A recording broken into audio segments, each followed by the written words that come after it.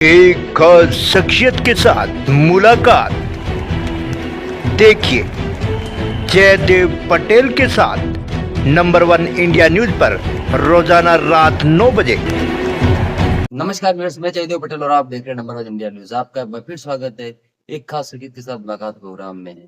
आज हम बात करेंगे महिला रिजर्वेशन बिल को लेकर के 3 दिन का स्पेशल संसद सत्र जो बुलाया गया, आखिर इसके क्या मायने और इसको लेकर जहां पर केंद्र सरकार महिला रिजर्वेशन बिल की तारीफ कर रही है और उसको आज के मौजूदा समय की जरूरत बता रही है, तो वही उनका कहना है कि बिल 30 साल पहले कहीं इनके पास हो जाना चाहिए था, लागू हो जाना चाहिए था।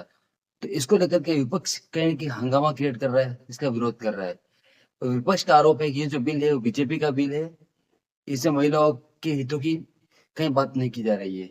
आखिर इसके क्या मायने हैं और इसी के साथ साथ में महिला रिजर्वेशन बिल का विधानसभा चुनाव पर क्या असर होगा, इन तमाम पर बात करें हमारे साथ खास हमारे राजनीतिक विश्लेषक संजय उनियाल। संजय उनियाल जी, आपका बहुत बहुत स्वागत है आज हमारे प्रोग्राम में। जी आपको और आपके लाखों करोड़ों दर्शकों को नमस्कार जी, संजय उनियाल जी, आपसे मेरा पहला सवाल है कि महिला रिजर्वेशन बिल को लेकर के 3 दिनों का जो विशेष संसद सत्र बुलाया गया आज से, इसके क्या मायने आप देखते हैं? ये नाम जो है अपने आप में इतना शक्तिपूर्ण है, इतना परिपूर्ण है, इतना भावपूर्ण है। नारी शक्ति वंदन अधिनियम। नारी की शक्ति को वंदन करना और ऐसा एक लॉ अपने आप में पूर्ण कहानी बता देता है, अपने आप में पूर्ण पुस्तक के बारे में उसका टाइटल बता देता है कि पुस्तक के अंदर क्या होगा। और ये बताता है कि यत्र नार्यस्तु पूज्यन्ते रमन्ते तत्र देवता के उस चरितार्थ कर दिया, उस वाक्य को, उस श्लोक को, जो हम पंक्ति बचपन से सुनते आ रहे थे। क्यों इतने बाद लाना पड़ा?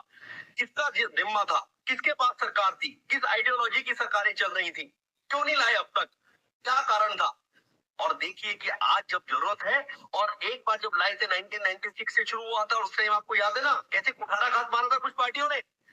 क्यों मारा था? नहीं नहीं नहीं नहीं, हमारे घर की महिलाएं जो आगे आ जाएंगी। हम महिलाओं को सिर्फ जब अपने आप घोटालों में फंस जाते हैं, जब किसी क्रिमिनल केसेस में फंस जाते हैं, जब बिल्कुल सिर पर हमारे जो है वो गाज गिर जाती है कोर्ट की या समन्स की या रॉ फेल जो directive principle state policy apply हो जाती है, तब हम अपना पद छोड़ के अपनी घर की महिला को जो है उस पद पर बिठा देते हैं, पर बाहर जाने वाली किसी महिला को देने की भी गट्स नहीं रख पाते।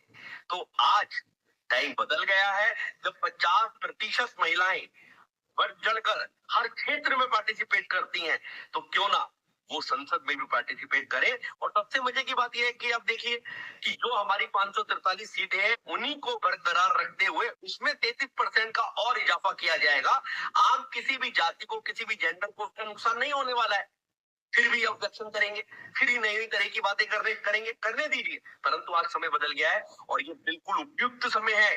अगर कोई कहता है कि वो समय उपयुक्त नहीं है, तो अगले साल लाएंगे, तो अगले साल कहेंगे कि भाई तब जो है अभी 3-5 स्टेट की और इलेक्शन है, और उसकी अगली बार लाएंगे तो कहेंगे कि देखिए 5 वर्षीय योजना थी और एमपी के इलेक्शन है। अगर अभी लाए हैं तो ये इलेक्शन हो चुके हैं, 2 स्टेट के इलेक्शन हो चुके हैं, 2-3 के बचे हुए हैं।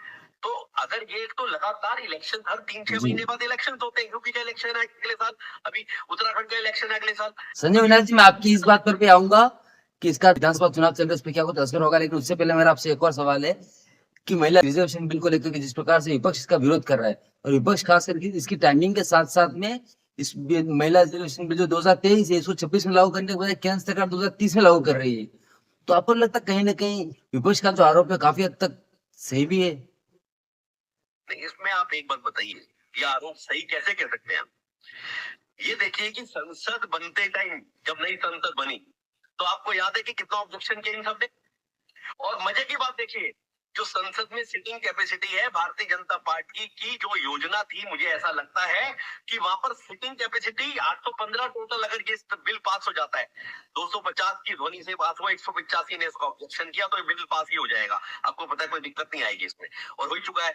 परंतु अब 815 लोगों के बैठने का नया संसद में पहले से इंतजाम है, तो ये भारतीय जनता पार्टी की योजना में पहले से ही था।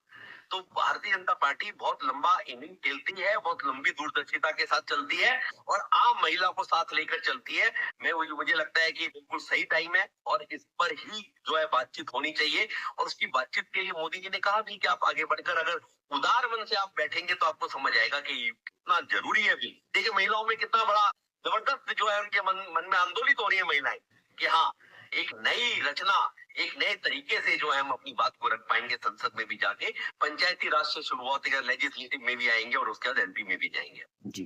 संजय इंदिरा जी, आपसे मेरा एक आखिरी सवाल है कि महिला रिजर्वेशन बिल को लेकर 3 दिवसीय संसद सत्र जो बुलाया गया, इसको लेकर कहीं न कहीं विपक्ष का ये भी आरोप है कि इसकी टाइमिंग को लेकर सवाल खड़े करते हुए उन्होंने ये कहा कि अभी 5 राज्यों में विधानसभा चुनाव जारी हैं। इस बीच कहीं न कहीं इस तरीके से फिर संसद सत्र बुलाना, ऐसे में इसका क्या इम्पैक्ट इस विधानसभा चुनाव पर दिखाई देगा?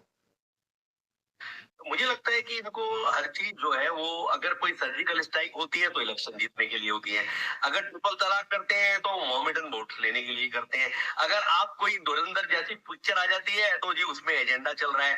मुझे लगता है कि अगर आप कपड़ों की बात करते हैं तो आता है, अगर आप कहते हैं कि जो हिंदू जो है वो राम राज्य की स्थापना की बात करते हैं तो फिर की हिंदू वोट लेना चाहते हैं, अगर अयोध्या का मंदिर बन जाता है तो जी आप उस मंदिर को लेना चाहते हैं, आप हिंदुओं को वोट लेना चाहते हैं। तो हर बात पर क्योंकि सामाजिक विषय उठे जाएंगे, सामाजिक विषय में किसी किसी पॉलिटिकल पार्टी को फायदा होगा ही, भारतीय जनता पार्टी को इसका फायदा होगा ही। मुझे लगता है अगर नहीं भी होगा तो जिस हिसाब से सारे मिलकर शोर मचा रहे हैं तो लोग सोचेंगे, महिलाएं दोबारा से अंतर्द्वंद करेंगी, वोट डालने से पहले 4 बार सोचेंगे और इनको नुकसान नहीं भी हो रहा होगा तो हो जाएगा। जी।